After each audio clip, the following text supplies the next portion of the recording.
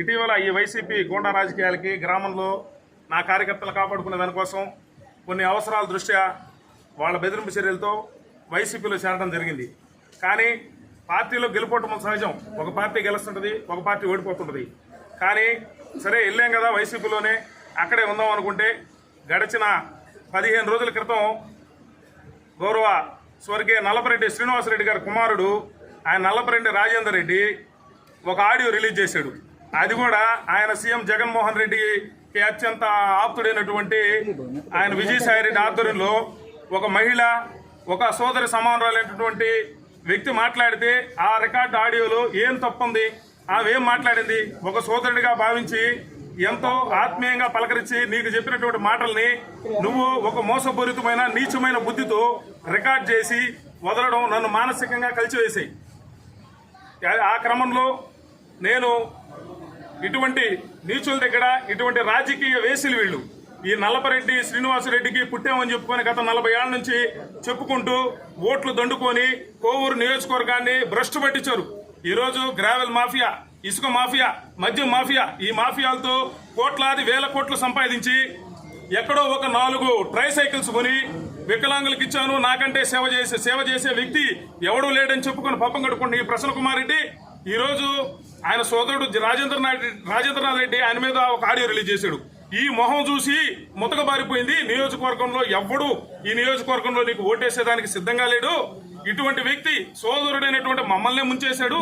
దయ ఉంచి అని నాయకులకి ఎంతో మందికి ఫోన్లు చేసి ఇటువంటి వ్యక్తిని గెలిపించొద్దని చెప్పి ఈరోజు ఒక మహిళతో మాట్లాడినటువంటి ఆడియోని బేరం పెట్టుకొని నీ సోదరుడి దగ్గర ఎంత తీసుకొని నువ్వు ఇటువంటి నీచమైన కార్యక్రమాలకి పాల్పడ్డావు అని చెప్పి నేను అడుగుతా ఉన్నా.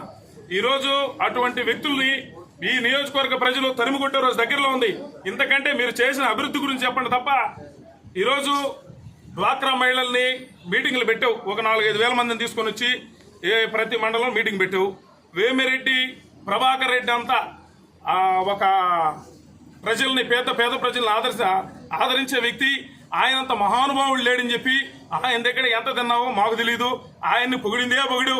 ఈరోజు నియోజకవర్గ ప్రజలకి వేమిరెడ్డి దంపతులు, వాళ్ళ ఆది దంపతులు అటువంటి వాళ్ళు ఈ జిల్లాలో ఉండాలని చెప్పిన నీ నోటితో ఈ రోజు నీచంగా మాట్లాడుతున్నావంటే ఈరోజు ప్రతి ఒక్క వ్యక్తి మనం కూడా మన తల్లిని అవమానపరిస్తే మనం ఏ విధంగా మనం బాధపడతామో ఈరోజు ప్రశాంతక్కని ఇటువంటి నీచమైనటువంటి మాటలతో దిగజారుస్తున్నటువంటి ఈ పండిత పుత్ర పరమసుంఠ పుత్రులు, ఆయన తండ్రి ఏమో గొప్పడు నల్లపరెడ్డి శ్రీనివాసరెడ్డి, వీళ్ళు చేసే పనులు నువ్వు అదేమంటే భూస్వామి కుటుంబంలో పుట్టాను 16,000 ఎకరాలు ఉందంటావు.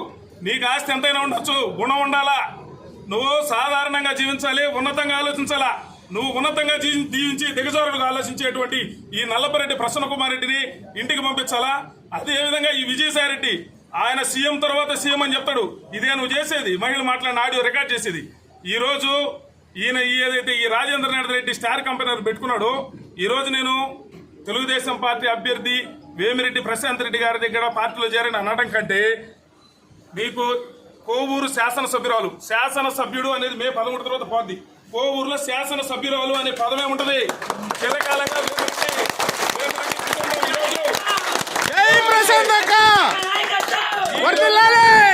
ఈ రోజు నుంచి నియోజకవర్గంలో సినిమా చూపిస్తాం, మీకు కష్టపడతాం, ప్రాణాలకు తెగించైనా సరే వేమిరెడ్డి దంపతులు గెలవబోతున్నారు. సెంట్రల్ లో మినిస్టర్, స్టేట్ లో మినిస్టర్ అవ్వబోతున్నారు. మీ కథ నల్లపరెడ్డి రాజకీయం కథ ఈరోజు కోవూరులో తెలియజేసుకుంటూ అందరూ ఆలోచించండి. ఈరోజు వైకాపాలో ఆయన అనుకున్న నాయకులు ఆలోచించండి.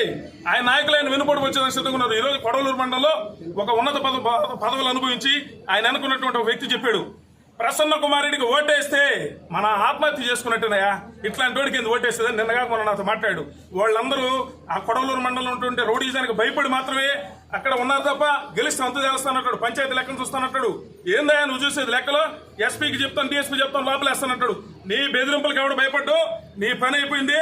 నీకు కోవూరులో కూడా ఇల్లు లేదు, వీళ్ళకి కోవూరులో ఇల్లు ఉంది, కోవూరు నియోజకవర్గంలో వీళ్ళకి ఇల్లు ఉంది, నీకు లేదు. నీ పని అవుట్ అని చెప్తా.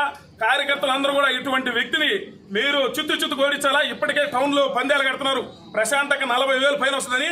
ఈ రాజేంద్ర రెడ్డి గారిని దుక్కుంటే 80,000 కంపెనీలు వచ్చినట్టు ఆశ్చర్యపోబడలే. నీ పని అవుట్, నీ తమ్ముడు నీ బండి ఎక్కాడే, నువ్వు అవుట్, కథం.